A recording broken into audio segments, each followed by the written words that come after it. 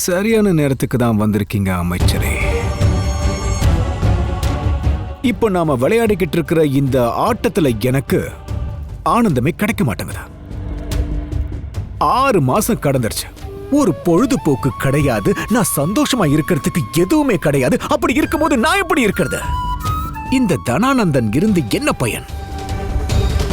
அமைச்சரே, இந்த சின்ன சின்ன சத்திரியர்கள்லாம் என்ன விளையாட்டு விளையாடணுமோ விளையாட்டும்.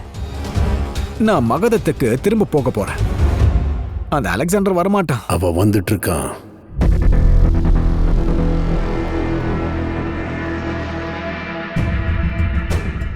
அலெக்சாண்டர் அவனோட சேனைகளோட வந்துட்டு இருக்க மகாராஜா. அவ எப்ப வேணாலும் தாக்குதல் நடத்துவான். இந்த செய்திதான் நமக்கு பலம் அமைச்சரே. அறிவுதான் ஒரு அரசனை பேரரசனாக்கும், பேரரசனை பிச்சைக்காரனாக்கும். ஒருவேளை இந்த அறிவு உலகத்துல இருக்கிற எல்லாருக்கும் கிடைச்சிட்டா என்ன ஆகும்னு நினைச்சு பாருங்க.